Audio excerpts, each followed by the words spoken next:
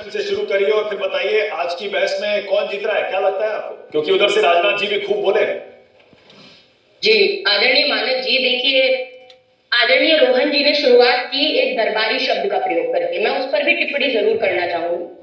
देखिए, दरबारी, मुझे नहीं पता, ये शायद पहले दरबारी रहे होंगे कांग्रेस में। हमारे कांग्रेस में दरबार की प्रथा चलती नहीं है। हाँ, मोदी जी के मदारी बहुत सारे घूम रहे हैं जो वैमनस्यता, कट्टरता, द्वेष, कलह, नफरत और पाखंड, इन सबको बढ़ावा देने का पूरा प्रयास कर रहे हैं। जो जनता के मुद्दे उनसे कैसे भटकाया जाए उसका पूरा प्रयास कर रहे हैं। मैं, देखिए, नंबर देने की बात रही तो सच्चाई है, हम नंबर देने वाले नहीं होते कोई।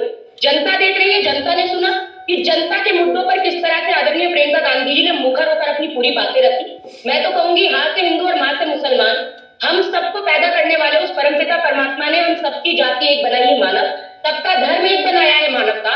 और हिंदुस्तान का सर्वोच्च सिद्धांत है वसुधैव कुटुंबकम, अर्थात सारा संसार हमारा परिवार है। तो इसको अच्छा, मैं घुमा के उसकी पूछता बड़ी अम्मा हूँ आरएसएस को मुझे लगता है आत्मसात करना चाहिए पहले। हाँ, मैं घुमा के पूछता हूँ, प्रियंका गांधी को आपने सबसे पहले इस बहस में क्यों उतारा और राहुल गांधी को बचाकर क्यों रखा, क्या वजह थी? अरे भाई, इसमें बचाकर रखना होता है ना भाई, दोनों माननीय सांसद हैं। हमने उनको आज मतलब उन्होंने स्वयं कहा कि वो नई नई संसद में पहुंची है, जनता ने उन्हें चुनकर भेजा है और उन्होंने अपनी बात को पूरी मुखरता से रखा है। इसमें बचाना छिपाना, राहुल जी भी स्ट्रेटजी होती है ना। अरे एक मिनट, इसमें डिफेंसिव मत होइए, रक्षात्मक होने की जरूरत नहीं है। मेरा सवाल बड़ा सीधा है। मैं ये नहीं कह रहा हूं कि गलत किया सही किया, वो आपकी स्ट्रेटजी है, वो आपका हक है। जैसे राजनाथ सिंह ने शुरुआत की, अमित शाह कल बोलेंगे, उधर से पीएम कल बोलेंगे, जवाब देंगे, वो तो प्रधानमंत्री है। लेकिन आपने जो ये स्ट्रेटजी बनाई कि पहले प्रियंका बाद में राहुल, क्या ये क्या रणनीति है?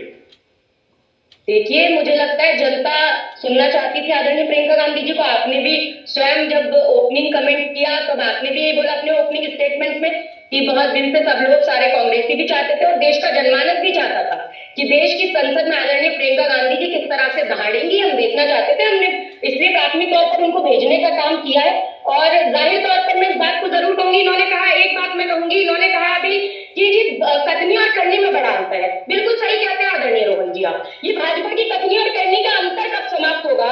क्योंकि 30 नवंबर 1949 का अंक जो आरएसएस का मुखपत्र था ऑर्गेनाइजर, उसी के अंदर लिखा हुआ, मैं कोट कर देती हूँ कि भारत के इस नए संविधान की सबसे बुरी बात यह है कि इसमें भारतीय कुछ भी नहीं है। प्राचीन भारत के अद्भुत संवैधानिक विकास के बारे में इसमें कोई जिक्र नहीं।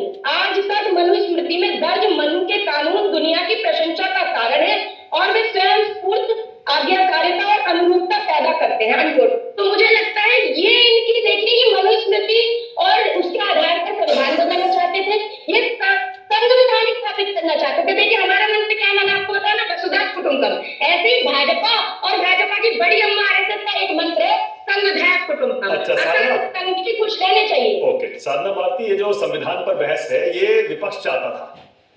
मैं आपसे ये पूछ रहा हूं कि आखिर ये बहस आप क्यों चाहते थे, क्या पॉइंट प्रूव करना चाहते थे आप? इस 2 दिन की बहस से आपका लक्ष्य, आपका मकसद क्या है? हमारा मकसद साफ तौर पर यह है कि जनता को यह समझ में आ जाए कि किस तरीके से भारतीय जनता पार्टी लगातार संविधान का विरोध करती रही है, संविधान के अनुरूप काम नहीं किया, उनके प्रतिकूल जाकर काम किया है। और मुझे लगता है जिस तरह प्रियंका गांधी जी ने जिस तरह की बातें रखी, चाहे वो महिला सशक्तिकरण पर बात हो, महिलाओं की बात हो, हाथरस की बात हो, चाहे कितनी भी बातें, बेटी बचाओ बेटी पढ़ाओ वाला, इनकी कथनी और करनी का जो अंतर है